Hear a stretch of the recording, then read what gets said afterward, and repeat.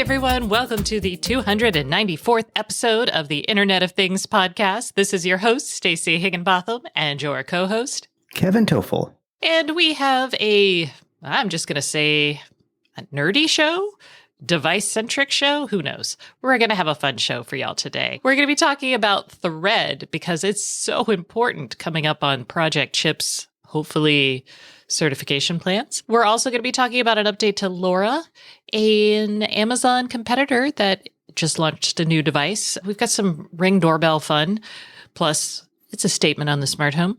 Garmin's added a new feature that I think half the population is going to be excited about. Wyze has a new device, a little update on Philips Hue, and we've got some industrial news from Hitachi Vantara and Honeywell. So all of this and more await you. We're also going to hear from our new sponsor this month, Calyx. And our guest this week is Chris Nelson, the head of the engineering team at OSI Soft, and he is going to be talking to us about digital twins, and not in some esoteric way, but in a way we can all understand. So, it's exciting, but let's kick it off first with a message from another one of our sponsors. This week's sponsor is TerraCode.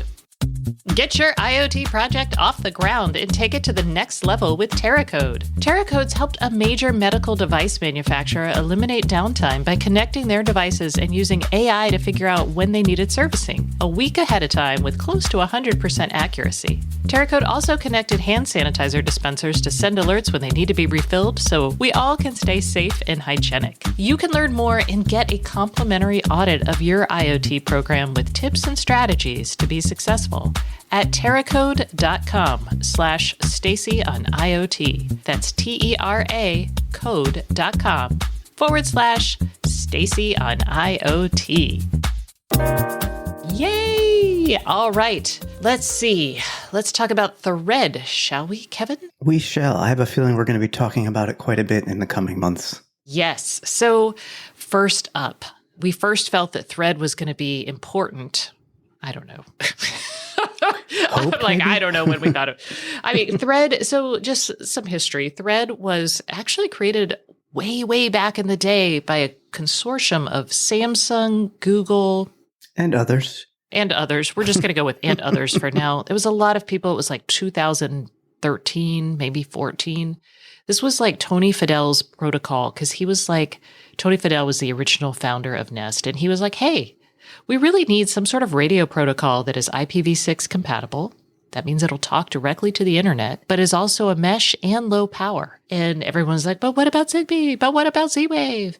And the idea here was those don't actually talk directly to the network. Thread devices can also talk directly to each other.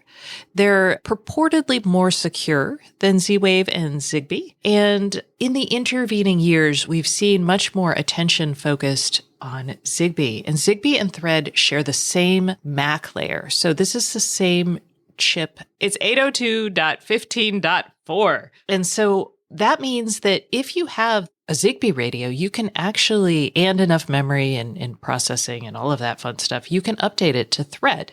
So we saw way back in the day, Amazon put a Zigbee router in their devices. They had an Amazon hub. And we've also seen the Thread Alliance and the Zigbee Alliance kind of come together and create a spec called Dot Dot. And while all of this was happening, apparently no one was buying smart home devices. And people were like, what?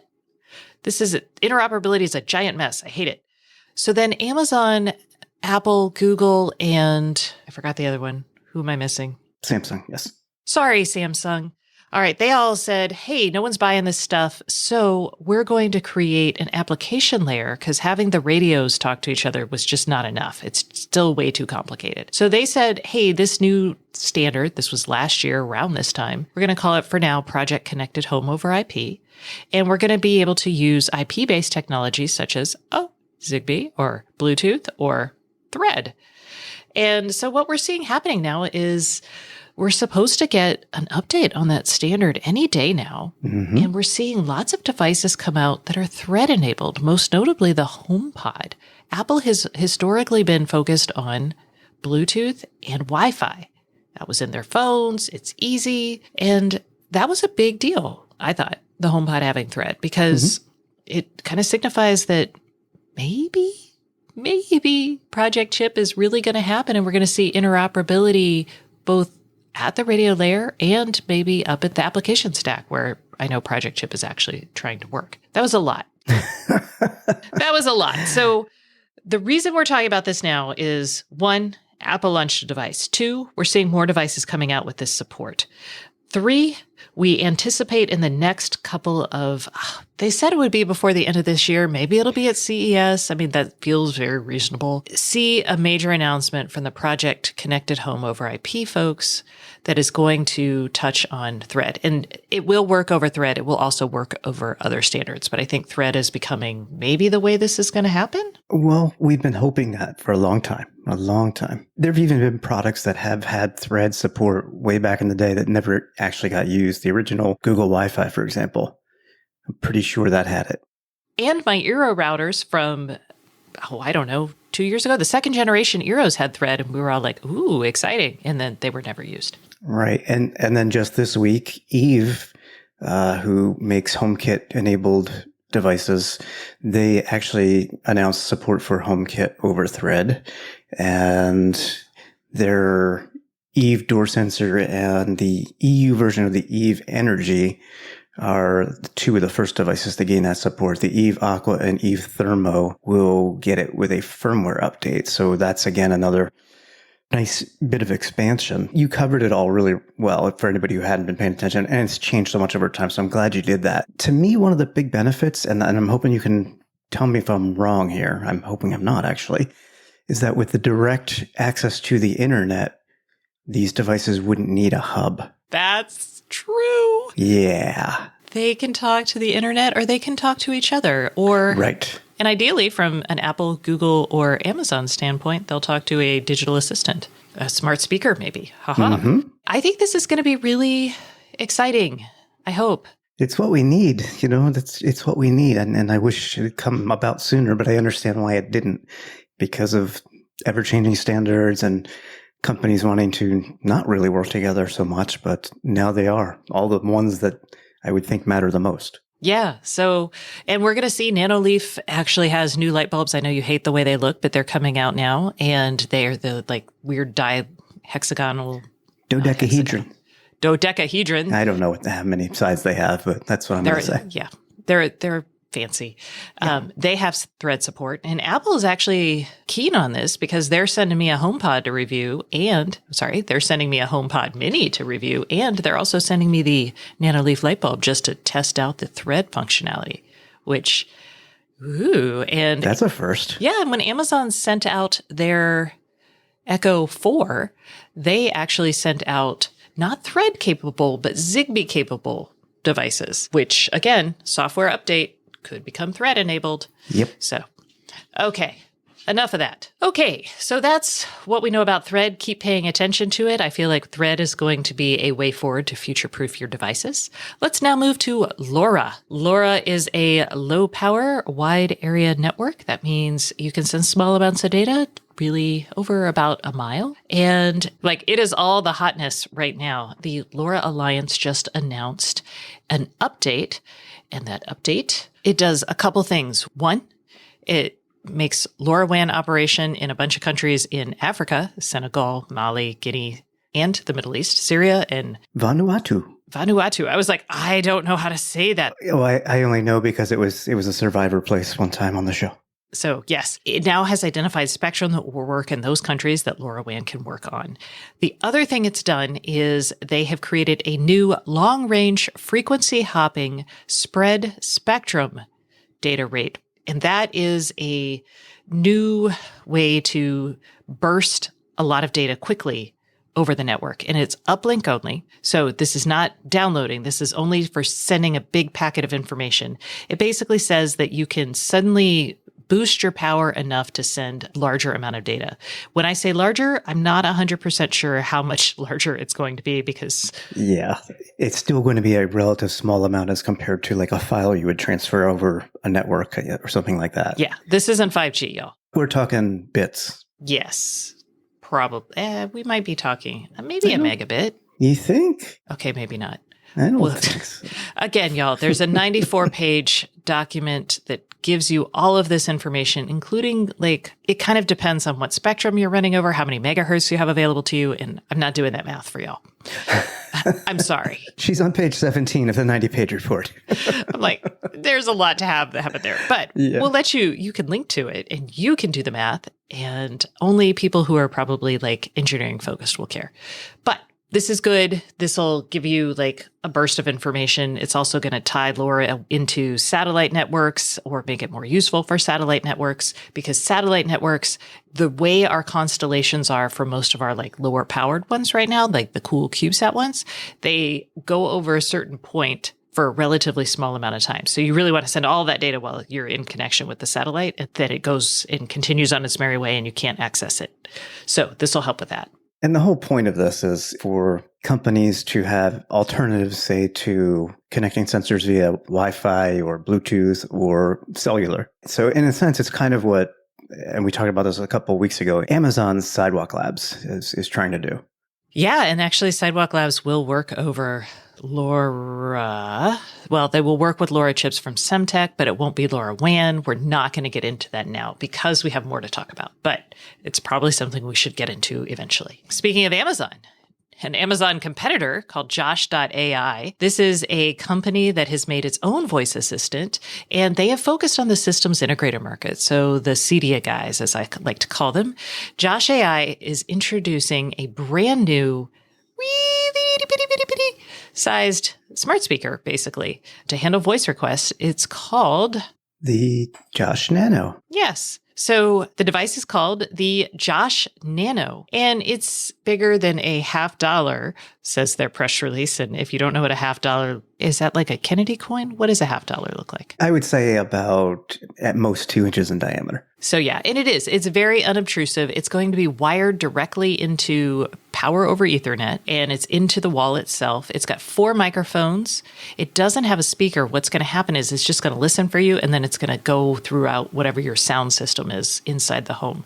They have a really tight integration with Sonos, but they could also work with, what is it, a transceiver, a receiver? A receiver, sure, stereo receiver. Mm-hmm. So again, this is professional, but it is neat, and it does work with, I saw like at least 15 companies from an integration standpoint for devices and such. And it's interesting to me because you really don't have a choice in the smart home other than going with an ecosystem such as a big tech company. And I was like, oh, maybe this is something a little more independent. But again, it's not a buy off the shelf thing. You're going to get an integrator in your house, and the estimate to just put this in one room is like $500. So it's not for me. Yeah. Yeah. The note here is, hey, if you have fewer than 15 rooms, you live in a small house to these people. Mm-hmm. I'm like, oh, that would be me. What about you, Kevin? Do you live in a small house? I do. But not a tiny house. Not a tiny house. I've been tempted to live in a tiny house, but my wife will not go for that. So yeah, she's a smart lady. All right. Let's talk about exploding doorbells. There was no segue there. It's just boom, explosion. Yeah, how do you segue into this? This is just ridiculous if you ask me. I agree. You want to talk about it? Sure. There's been a recall issued by the Amazon-owned Ring company for about 350,000 of the second-gen video doorbells sold in the U.S. because they have found 23 reports of doorbells igniting and some minor burns from some of those reports from people. It all comes down to, it's not the device itself that I would say is faulty. It's the design, because the issue seems to be, and this is what Ring is doing, they're telling all their customers, use the little small security screw to secure the housing to the doorbell when you install this. Some people are using different screws, such as long wood screws, and you're going to probably go right into the battery pack if you do that. And that's terrible. I'd love to see them just have a clip inside that holds that security screw so it doesn't come out all the way, but can be undone so that you can remove the housing. And maybe from a design standpoint, that's what they should do in the future. Yeah. I mean, I don't know. This is like user error, but kudos to Ring for saying it is user error, but I would fault Ring for this from a design standpoint. This stuff needs to be bulletproof. These are our homes. It apparently needs to be fireproof too. I was about to say, yes. Okay, well, let's talk about something else. Something happy. Something on a device that you know and love, but probably will never use, because Garmin on their activity trackers now, they're allowing for pregnancy tracking. So props to Garmin. As a woman who has a child and was pregnant at one point in time, I did not have activity trackers at that point in time. Oh my gosh, I didn't even have smartphones back at that time. Oh my God. Okay. So moving right along, people have been asking for this since like the original Fitbit. As far back at like 2012, the Fitbit came out in like 2011. You know how you're like, hey, keep moving, keep running, keep working. And if you're pregnant, you can't always keep up at the same level. Also, your heart rate increases. Things change in your body because there's a whole person baking in there. And so for years, women have been asking for this to be done. And finally, Garmin is taking the step. So yay, Fitbit and Apple, I will tell you, they now allow menstrual tracking. I mean, that's good, but pregnancy takes a much bigger toll on your like fitness and activity goals, I would say. Right. And you had spoken about the Whoop band a week or two ago, and I've mentioned Garmin because I have a Garmin smartwatch, and it has similar features where it takes into account all of your training and nutrition and sleep and gives you recovery times and so on. And as you said, as a woman is pregnant, the body is changing, things like recovery from activity or doing too much activity or having too much stress, algorithmically, they should be able to figure that out. So this is really, really cool to see. It will also track contractions, which is kind of cool too. Whoa. I know. All right. So moving right along, let's talk about a brand new device that I'm very excited about. You say it. You're so excited. I am excited by this. Wise announced their Wise robot vacuum with a LiDAR puck on the top of it. It will be shipping in January. The pre-order price is $199.99 plus shipping. They have crossed out the normal price of $249.99. So I presume after January it will be $250. But for $200, what this reportedly can do is super impressive to me because it has a lot of high-end features, but doesn't cost like a $400 or $500 smart robot. Yeah, no. What are some of those features? What does that LiDAR enable, Kevin? Well, with the LiDAR, the robot vacuum can actually map out every room in your house that you use it in. And that's important because what it will do is instead of just randomly going around and not having a path, it just kind of goes around like the early Roombas. This will actually go in straight line movements and it can see objects and detect, a step and so on. So it has path planning as a result of that. What's really nifty though is in the app, you will then have a map of your house. You can use the app and say to the vacuum, go clean this room, and it will know which room it is, and it will just go do it. You don't have to put it in the room. So that is very cool. And then going back to the original Roombas, because I had one, we had these IR virtual walls. Yeah, they were little IR emitters. I still have them on my Roomba. Oh my goodness. Well, we would use them to keep the Roomba within one room, for example. So we would, put those in front of a doorway or an archway. And when it hit that sensor or when it saw the IR, it would, bounce off that and say, okay, that's a quote unquote wall. This, you can actually do the same thing, but you do it in the app. You literally draw virtual walls. And in case you only want to clean half the room or so on. So very nifty. A lot of features here for not a very expensive price. Yeah, these are high-end iRobot features. Yeah, exciting. We're going to see if we can get one. And I know we both have pets, which is the key reason I bought a Roomba. I am a little worried about the puck making it less able to go under certain areas, but the trade-off is the smarts. So anyway. The puck's not too big. I'm going to take a guess and say it's probably about another 5 extra millimeters, maybe 10. I would go with 10. Okay. I feel like it's like, yeah, we'll see when we get the Roomba in our hot little hands. All right. Let's talk about quick update on Philips Hue. They are ending their Works with Nest integration. This is not a surprise. Works with Nest was going away for a long time. Now it is, and now Philips Hue does not work with it anymore. You can connect your Philips Hue devices to Google Home, so it's going to work. That will work. But things like, I know that I had like a direct integration between my air conditioning in my old house and my Philips Hue lights, that if no one was home for a long period of time, it would like randomly do the lights on and off. And if you had like the Nest Protect smoke detector, there was a pre-built integration that turn them red if the smoke detector went off in the middle of the night so you could see through the smoke. Well, you can still do that if you have a fire between now and November 17th, because that's when it officially ends. It's just going to be shut down. Don't test that, though. I was like, Kevin, if your Ring doorbell explodes, and no. Okay. All right, moving on to the industrial Internet of Things. Hitachi Vantara offers their IIoT platform called Lumada. That is getting a deeper integration on Amazon Web Services. So basically, the point is you can put and run your Lumada solutions on AWS a little bit easier. That's truly what this is. It's a very long press release all about that. So good news if you want to use Lumada and you're already on AWS, but probably a large portion of you don't care. And Honeywell. I'm just like, I'm just thinking you're probably more interested in Philips Hue canceling. Anyway, but this is actually really cool, or I think this is really cool. Honeywell, which is a company, I'm from Houston, so I know them very well for their industrial oil and gas operations. So they do process control technology. They control all of the injection of chemicals in these oil and gas refineries. They also have businesses that in like food manufacturing and any sort of process manufacturing, which is like adding chemicals to things in predefined amounts, as opposed to discrete manufacturing, which is what like you would think of when you're making an iPhone. So Honeywell, really good at process manufacturing. What they're actually saying is now they're becoming a controls company.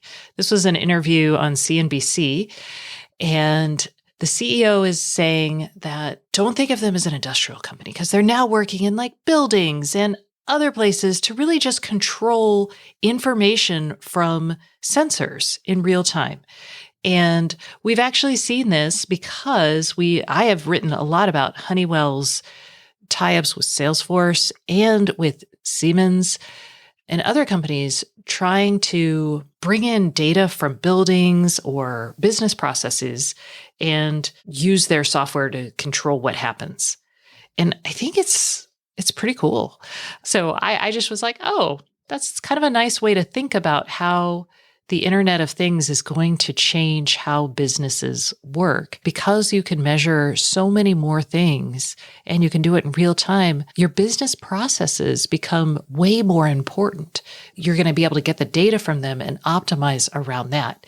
If you don't have those processes, you need to start thinking about developing them. I don't know. For everyone who's a smart home user and is listening to the podcast, they're like, Kevin's like, I've got nothing. I'm sorry. Did you say something? Exactly. But this is a really significant trend. So yes. Bear with me. All right. Well, I think that's it for the news section. We're testing out a lot of gadgets right now for the gift guide that'll be coming out the day after Thanksgiving. Mm-hmm. Come on, Wise Vacuum. Come on, Wise Vacuum. So, yeah, I'm like, we're not going to talk about our devices that we've been testing, but we've been testing a lot. Yes. It's been crazy here. So let us now go to the Internet of Things podcast hotline, which is brought to you by Very. Very is a fully distributed IoT engineering firm that's helping you get your biggest projects fully operational on time and on budget. You can discover what Very's multidisciplinary teams can do at www.verypossible.com. Okay. And this week's question actually comes from last week's winner. This is from Marion, who is asking us about Wi-Fi. So let's hear it. Hi, Stacey and Kevin. This is Marion from Los Angeles.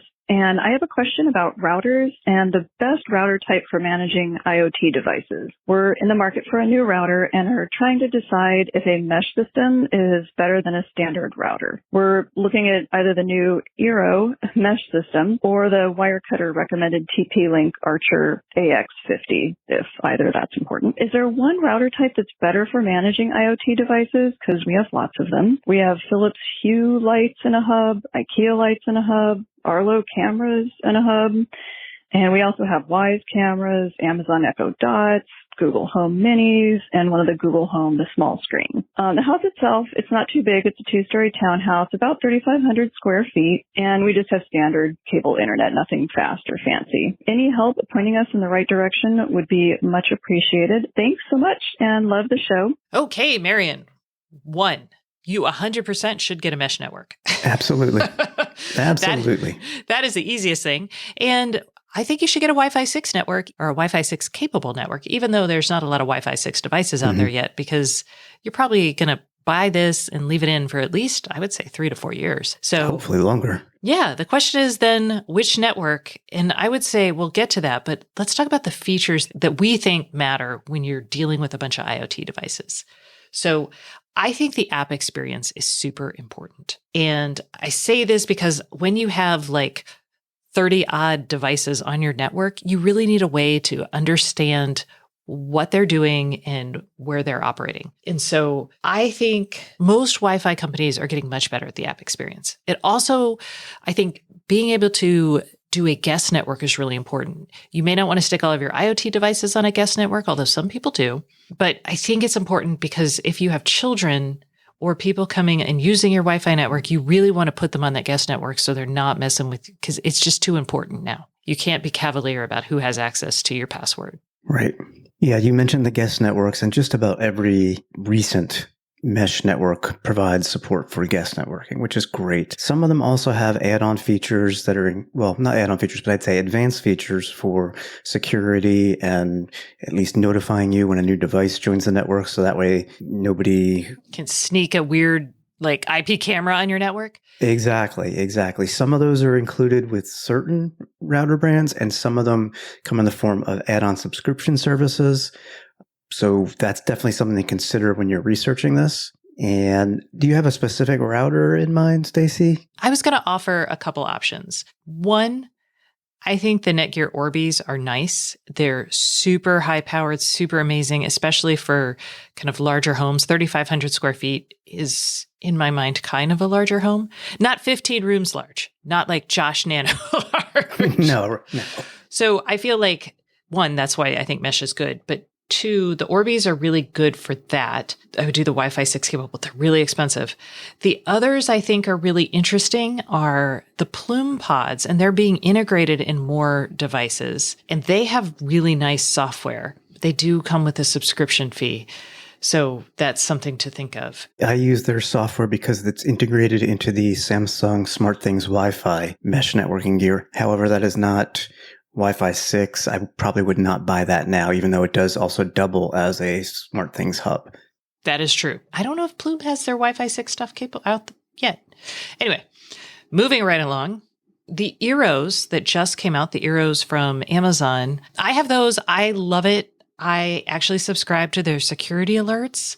I use it for parental controls, like to shut devices off when, my daughter goes to bed. So I think it's great. You have actually tested the new ones, and we're going to learn more about that next week. But do you want to give her a sneak peek? Yeah, I mean, so far they've been very reliable. I haven't yet tested the Wi-Fi 6 capabilities. So basically, I'm using them like, Stacey, as you use your older Eeros right now. They also have subscription service additions and things to help add security and such. So preliminary, I'd say definitely worth considering. Now, you asked, Marion, about the TP-Link Archer. Was it the A5? Could be. They have a whole bunch, and they're all different speeds. That's the 5s, the 3s, and so on. The other thing to think about when looking at something like that is, what are the speeds? And you may not need a gigabit router because your broadband provider may only give you 100 megabits per second. Right. You may not need to go like super, super fast. And then, Kevin, you thought about doing an add-on. This might sound like extra money, because it is, but I would actually consider whichever router you use, or maybe you look at a router with less advanced features and save some money, don't have a subscription plan, and you add in one of the Firewalla devices that we've talked about. Currently, they have the Firewalla Blue and the Firewalla Gold. The Blue is around $100 and the Gold is like $500. That's actually a router in and of itself, but it's not wireless. So I have it set up so basically it's in between my mesh network and my internet service provider. What it does is it adds tremendous amounts of control over what devices can go where on the internet, what devices can send data to servers such as your cameras, your doorbells, your door locks, and so on. If you want to really know and control what your devices are doing on your network, I would recommend it. It's not a necessity. Well, Stacey, as you said, you kind of can't be cavalier about this. So I would consider adding one of these devices. Or paying for a subscription service on a different Either thing. or. But yes. Either or. And that the Fire Wallet is like, it's a lot of information. It is a lot of information, but it's a lot of features. You can do virtual networks. You can have a VPN. It acts as a VPN server. So when you're out and about, you can, on public Wi-Fi, you can use that to be more secure. There's a ton of features. That's for the gold, which again, maybe that's not something you need. If you just need the basics and you can get by with 500 megabits per second or less, because that's what it supports, the blue for $100, then maybe that's the way to go. Yeah, and then you wouldn't need the fancy security subscription. So exactly, that might save you money over time. Yep. Okay, Marion, I hope we have helped you. You probably just wanted a router recommendation. We're just like, answer the question. yes, mesh. Yes, Wi-Fi 6. Take a look at the app, because the app is going to be where you're going to use the features that you're going to need to use with IoT devices. If you just want an easy answer, I feel like you can't go wrong with the Eeros, the latest generation Eeros. And if you go with another router and you want even more information, splurge on the Firewalla. I would add one more thing that just came to mind. Okay. Depending on your needs and what bridges and hubs and gateways you have in your house, consider which mesh network pucks have extra Ethernet connections. Oh, yeah. We love ports. Although I feel like you should just suck it up and buy a switch. I mean, you've got the Philips Hue. She's got the IKEA lights. That's a Trodfee. That's a hub. Exactly. Yeah. So you're going to need at least 2 ports on that. And Eeros only have 1 port out, I believe. Okay. Yeah. You can consider that too. I'm like, Kevin, hubs, ports. All right. Well, that concludes this segment of the show. We're going to turn now to a message from our sponsor, but please stay tuned for Chris Nelson from OSI Soft, who is going to be talking to us about digital twins and even how we can use them to create vaccines for COVID. Dun, dun, dun. All this and more coming up soon. Hey everyone, we're taking a quick break from the Internet of Things podcast for a message from our sponsor. This week's sponsor is Calyx, and I have Pam Ferguson here from the company. So Pam, can you start with telling me a little bit about Calyx? Absolutely. Calyx is 100% focused on enabling service providers of all sizes to deliver amazing experiences in the home. We provide cloud software, systems, and services to communication service providers. In turn, those customers deliver future-proofed and autonomous fiber networks. Great to be chatting with you again today about the Revenue Edge. Your listeners can find out more about it at calyx.com/Revenue Edge. All right, Pam, you've told me a few times that Calyx sees communication service providers as critical to the home network experience for their subscribers. Can you expand on how and why? Subscribers are quick to assume their service provider is to blame if something goes sideways in their home network. At Calyx, we're focused on making it very easy for CSPs to be front and center to their subscribers, delivering amazing home experiences.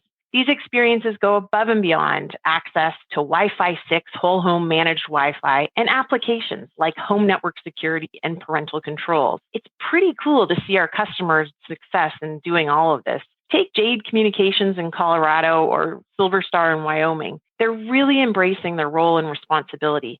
They're doing everything from mandating a Calyx system in the home through delivering a personalized version of our subscriber-facing app, through to adding parental controls and network security. Their subscriber response is fantastic. Their adoption rates are upward of 75%. On that note, with everyone working, schooling, and doing everything from home, can you share more on how Calyx is helping communication service providers deliver cool new experiences to help their subscribers during these unusual times? Interestingly, we've just enhanced our parental controls offering called Experience IQ. It's a mobile app that now includes something called My Priorities. CSPs can enable their subscribers with controls in the home, controls around who and what is prioritized in the home network. You're probably hearing lots of similar stories. Parents with multiple kids at home trying to work, learn, play harmoniously. I don't see this work from anywhere trend disappearing too quickly. Experience IQ is really making it all much easier for everyone. And of course, not everyone is blessed with a gig service. So it's on service providers to help subscribers ensure that the devices and applications that are critical to them to accomplish what they need to with the tools to make it easy, like prioritizing mom's laptop for a work-related Zoom call, is just another example of how service providers can respond to subscriber needs. Thanks, Pam. Can you remind people where to go to find out more information about Calyx? Thanks, Stacy. If you are with a service provider, you can go to calyx.com/revenue-edge. If you're an end consumer and want to learn more about our awesome Blast Wi-Fi 6 systems, you can check out blastwifi.com, a site we created to help consumers understand our offerings and direct them to one of our nearby service provider customers.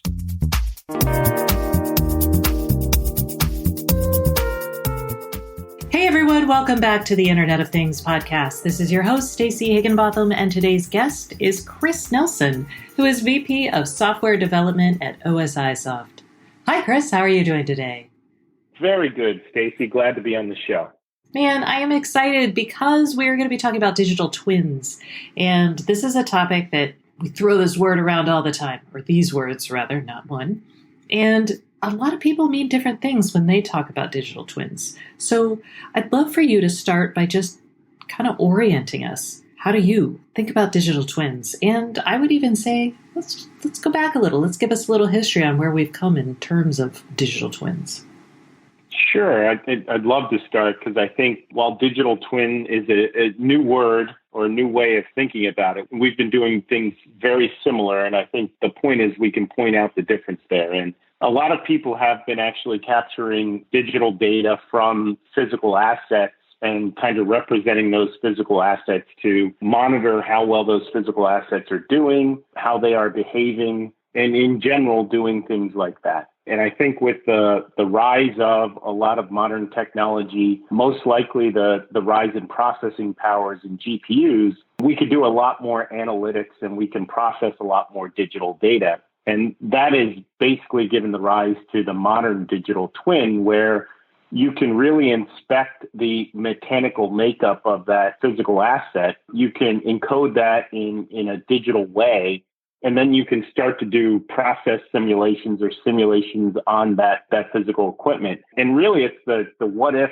scenarios and the ability to run many different combinations of variables of that piece of equipment that has given the rise of the digital twin. And I think that's really where all the excitement and inspiration is about the digital twin in today's sense is you can do those what-if analyses and simulations, which allow you to actually perform a lot of things that you couldn't do because you really couldn't put the physical equipment through those different steps and different variables because you had to actually do that on the physical equipment. So really, it's been the rise of compute power, artificial intelligence has really given the rise to the modern digital twin.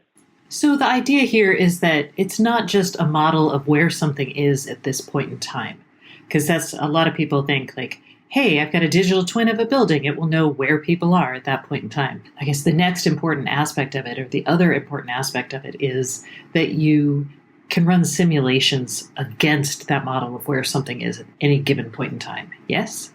Exactly. Let me give you a good example. I was visiting New York's Power Authority, and they do very similar things. And what they're trying to do is basically simulate using high-performance computers how weather will affect the electricity grid in New York. So if they do have, let's say, a hurricane that is pending, they can run simulations based on previous hurricanes to understand where in the actual grid they potentially could find fault. And then they can actually do proactive changes to the grid to actually isolate certain parts of the grid based on the weather patterns that they're seeing in adverse effects like hurricanes or massive ice storms. They can actually start to try to predict where the grid will go down. That's a traditional example of using a digital twin in the power industry.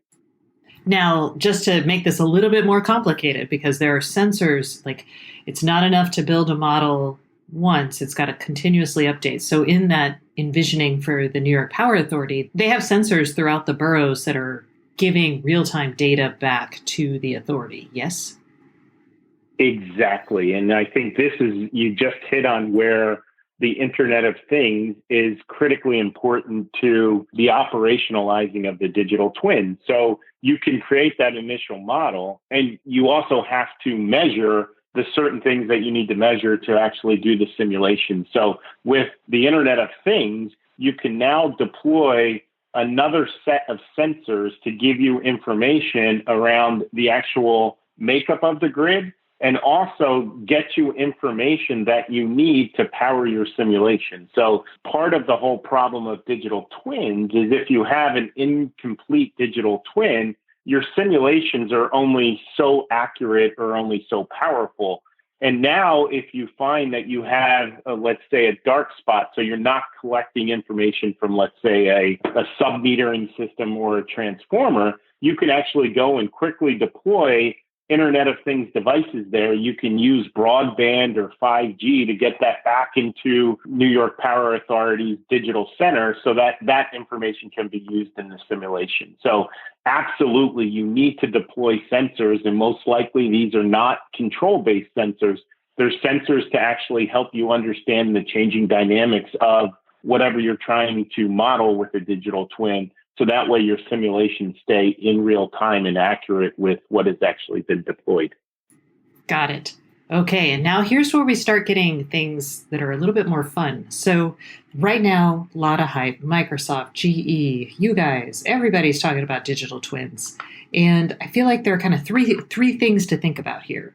One is the challenge of getting real-time data into a model, right? So understanding what the situation is on the ground. The second challenge is building the model itself. So how do you get the data? How do you have the tools to build a good model? And kind of a model is like the digital twin. And then finally, it's sharing the information produced appropriately. So let's kind of break. Actually, I should before we break this down, let's see. Is that a good overview on how we should kind of think about digital twins?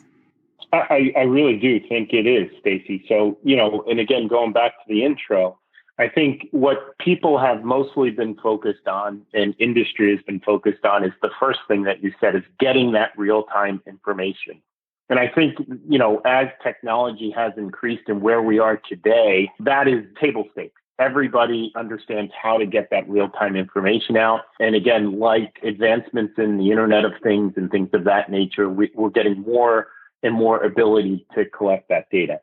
I think that the biggest challenge that industry is having today is building the digital model. And mostly that's because the digital model is really thought of as key intellectual property of the vendors that are creating the pieces of equipment or the large energy circuits and things of that nature. So some advancements have to be made to actually make it easier for those vendors that consider the mechanical makeup of their equipment intellectual property. There needs to be ways for them to share that model to operators and to service operators so that they can understand that model, they can marry it up with the real-time data, and they can start to perform what-if analysis in operating that. And I think the key thing is that third part, which is these models become more accurate and they're able to predict more what-if scenarios with the more data they're seeing, the more different situations, right? So I've grown up in the pharma industry and worked for some of the big pharma, and you train your models based on what you see on your operating lines or your drug manufacturing processes. But there's a wealth of knowledge if you look at all the different scenarios that all the pharma companies have had to deal with. So that third part is something that I think is a bit farther out, and that is the ability to anonymize that operational data, put it into basically a data mart so that everybody can get access to that data so that they can build smart models and models that can predict a wealth of scenarios, not just the scenarios that a certain company has seen in their operating landscape. Okay, there's a lot there. So let's go back to, before we get to like the third layer of sharing, let's kind of talk about models, because there is the model for the original equipment. Then there's also models for like how that equipment works within an overarching model of a factory. or I'm trying to think, you could have a model for how a part of a car works, and then there's the model of the entire car. And I think this is really, I know it feels kind of esoteric, but I'm really curious how we should think about business models, how we should think about data sharing. Like, what do we need to actually make this accessible to the people who need it? Is it like when I buy a piece of equipment, I'm going to license a digital twin, which is the model of how that works? Would that be one way to do it? Stacey, I think you're right on right there, is that a new set of services are going to come on the market where as you buy a piece of equipment, you actually purchase the digital model of that piece of equipment so that you can understand the mechanical makeup and be able to marry that with the real-time data coming from that equipment. I think you also hit on another very big aspect that industry is dealing with right now, is that these digital twins don't operate in isolation of themselves. They're put in line with several other systems that have to operate in close affinity with each other and be very efficient. So we're starting to have to deal with the systems of systems aspects of these digital twins where they don't work in isolation, right? So I think where industry is going is, like you said, is you can purchase these digital twins, the digital representation of that piece of equipment from the equipment vendor. You have to put that then within the process that you are using and marry many different digital twins together and also model the inputs and the outputs. And that's getting to where we need to build some facilities around systems of systems. So there are some standards, and I think this is where standards play a big role, not necessarily defining what the model should be, but how data moves between that system of systems, so that you can really easy plug and play them together and do some advanced analytics and some advanced simulation. So while we're at the start of that, I think where digital twins are going, we're going to need to evolve them over the next 5 to 10 years to where they can perform in these systems of systems, not just in the isolated digital twin environment.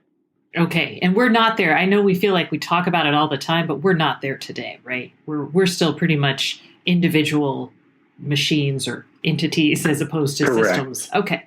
Because I feel like there's a lot of talk about the systems, but I'm like, I don't really know. This is where I'd like to say, Stacey, I think marketing in the technology business is pretty good. We always like to get ahead of our skis and talk about things that we're thinking about rather than what we can deliver today. But I think you're right. We're working towards that system of systems, but most of the digital twins are in isolation of a big, heavy industrial asset. Okay. And let's broaden this out just a little bit to think about, because we've used a lot of industrial type examples because they have been adopting digital twins forever, right? This is, like you said earlier on, this is not new. We've even seen it in like Formula One racing. But one of the more interesting things, I think, is this idea of creating kind of digital twins of cities or buildings. So can you take a moment, maybe wax a little poetic about what you can do when you have these models and how that might kind of, I want to say, affect the world?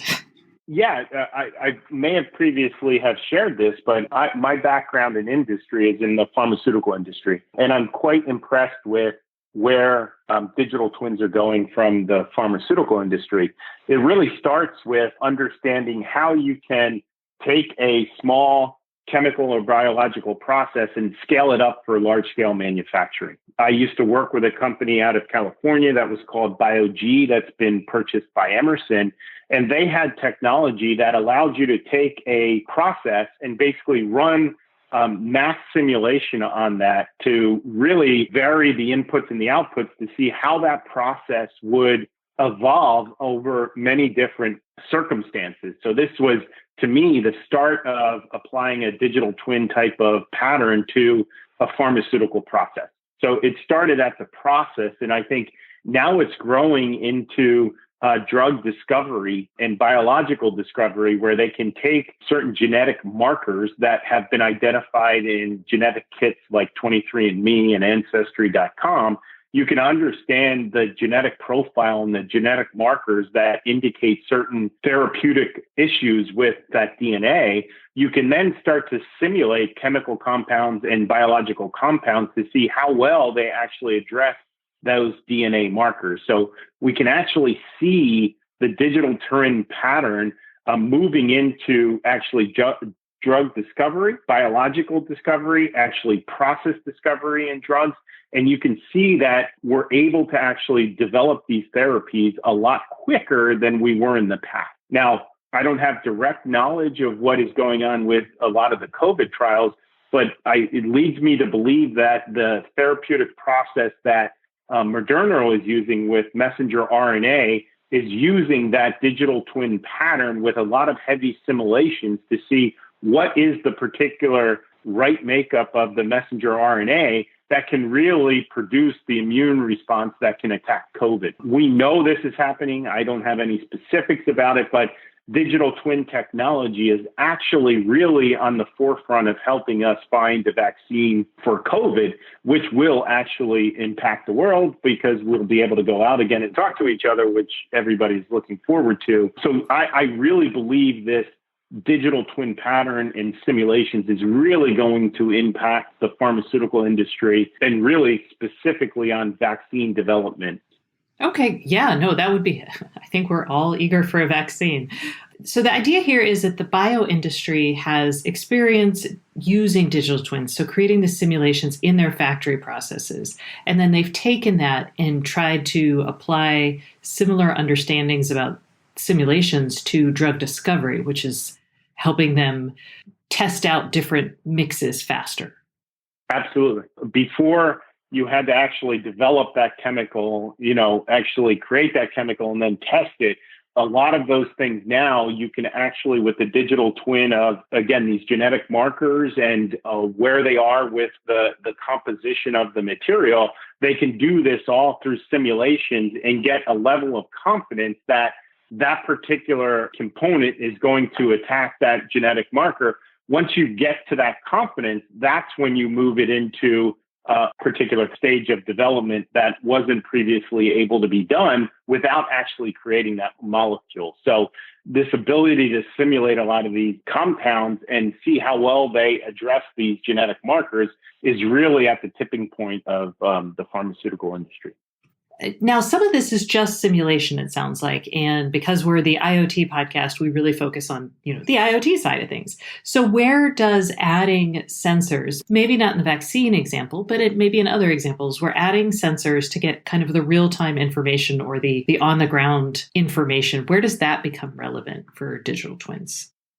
So let me answer that by explaining a little bit about traditionally. So when you're building these digital twins and getting the real-time data, traditionally most of that data is coming from a control system, a DCS, a distributed control system, or a PLC. And they are very expensive pieces of computer equipment that are really meant to do control. So they have deterministic logic within the computer system to make sure if you want to move a valve and you want to close a valve, it actually closes, or you want to open a valve. So most of the time, the data that you can get from that physical piece of equipment comes from the engineers that designed how you can actually control that piece of equipment. Most of the time, that lacks a lot of the fundamental information to figure out how that asset is operating. So with the rise of the Internet of Things, you can now deploy small, very cheap sensors to all the places in that piece of equipment where you need to get the operating characteristics of that piece of equipment. And you can start to overlay that data on top of the data that you're getting from the control system.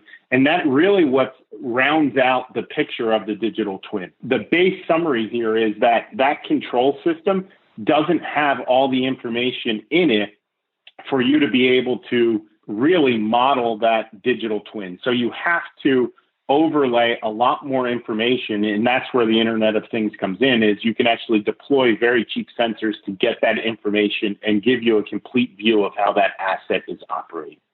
Awesome. Okay. Well, Chris, I feel like I've learned a lot. I am more excited than ever about digital twins. I feel like you've done a good job helping us cut through the hype around some of this. So thank you so much for coming on the show this week. Thank you, Stacy. Really appreciate it and always love joining the show. That's it for this week. Thanks so much for listening. And remember, if you'd like more IoT news, sign up for my newsletter at stacyoniot.com. We'll see you next week.